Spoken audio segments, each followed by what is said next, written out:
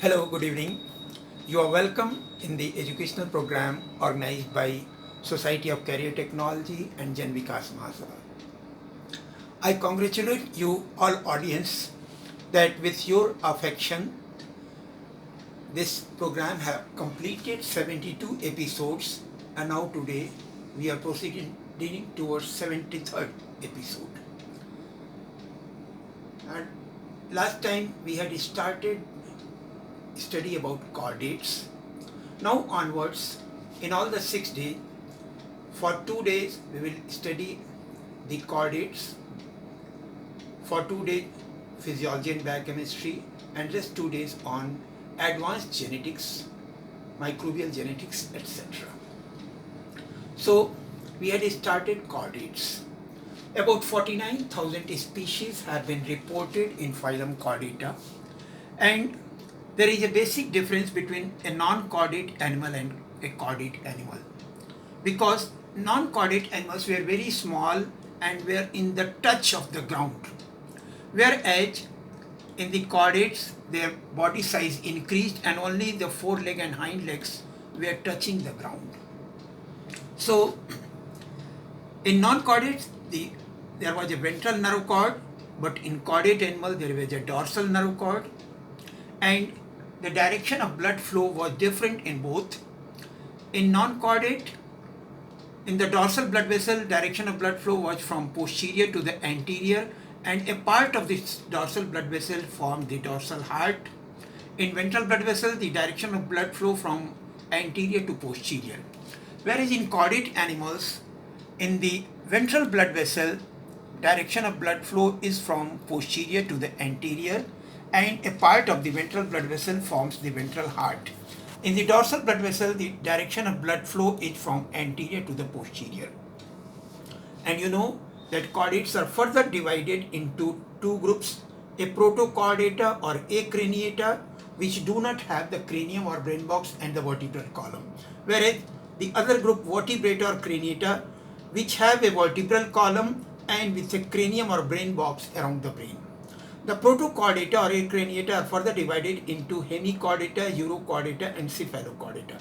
Hemichordata is interesting in the sense that it contains animals like Balanoglossus, which are connecting link in between non-chordata and chordata.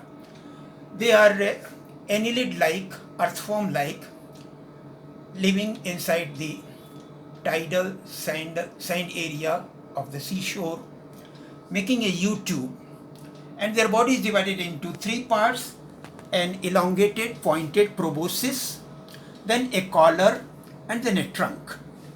And on the ventral surface of the proboscis we have a mouth which leads into buccal cavity and which leads into a stomachord or buccal diverticulum, which is the primitive notochord of this animal. And then this trunk is further divided into three parts. One, the branchiogenital region. If we cut a transverse section of this part, we observe gill slits on the lateral sides, and that area is further covered by two lateral wings which have the gonads. The second part was hepatic region, where the part of intestine had outgrowth on the dorsal side, and these are called hepatic ceca. So this is called hepatic region, and the rest part is called post-hepatic region. Now let us see the details about this Balanoglossus. Median longitudinal section of Balanoglossus, then we can observe these structures: proboscis, then this collar, and the trunk. At the junction of proboscis and collar, on the ventral surface we have a mouth, and just in forward this mouth leads into buccal cavity, and buccal cavity leads into an outgrowth in the anterior region which is called the buccal diverticulum or stomachord or the primitive notochord. It is further supported by a proboscis skeleton on the dorsal surface which have a rectangular area and a pair of lateral horns, and anterior to this buccal diverticulum we have a network of blood capillaries which is also called glomerulus. Perhaps it takes part in excretion. Then it leads into the trunk. Trunk, as you know, is further divided into three parts. Now let us discuss about the digestive and respiratory system. In digestive system, Melanoglossus is a filter feeder in which food is collected from the incoming water current and directed towards the posterior part of the alimentary canal. Here, interesting point is that in our case, in higher animals, muscular peristalsis takes part in propelling the food backward. But here, a primitive feature, the beating of cilia is responsible for propulsion of the food.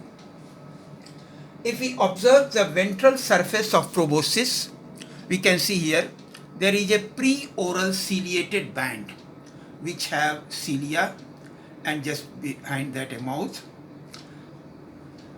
Some mucus is also secreted from the surface of Melanoglossus, which performs two functions. It mixes with the sand particles of the interior part of the tunnel U-tube and mixes with the sand grains, it strengthens its wall. Further, this mucus also entangles the incoming food particles along with the water current, and this mucus entangled food particles are propelled backward by the help of beating of cilia. Now in this region you can see here, if we cut a transverse section of this pharynx region, we can get two areas. The dorsal part is respiratory in nature, which has U-shaped gill slits, and the ventral part of the pharynx is respiratory in nature, is digestive in nature, which helps in propulsion of food backward. This type of division is also visible in first half part of the esophagus. In esophagus also you can see here that there is a median lateral ridge which divides the cavity of esophagus into dorsal respiratory part and the ventral digestive part. A very interesting thing is that initially there are 70 to 100 pairs of gill slits which are oval in outline, and supporting them there are primary gill bars which are forked on the ventral surface. After some time what happens? A part of this gill bar enters in the middle of the gill slits, so the shape of gill slits now become U-shaped, and a part of gill bar comes in the middle part, so they are called secondary gill bar or tongue bar. These are the primary gill bar and these are called secondary gill bar or tongue bars, and they are further supported by cilia. So food is brought about, microscopic food particles are brought in along with water current through the mouth opening, reach into the buccal cavity, and then by the movement of cilia, the mucus entangled food particles are propelled backwards. There is no stomach in Melanoglossus. Esophagus directly leads into intestine, and that intestine leads into outwards by a small anus. Just before formation of anus, there is a small area which is also called pygocard, which is slightly cartilaginous type of structure, not cartilaginous actually. It provides support or strength. It is the details about physiology and biochemistry of the digestive enzymes is not known in case of Melanoglossus. And regarding the respiratory system, again water is brought in through the mouth into the upper part of the pharynx, and from the gill slits they go out. Here the gill bars are supported by blood vessels, so the oxygen present in the incoming water goes into blood and CO2 present in the blood comes in the outgoing water. An interesting fact is that these gill slits are opening on the lateral side, but they are not opening to the outside. This opening is further supported by a branchial sac, and which opens on the dorsal surface to the outside. So the final opening of branchial sac is on the dorsal surface.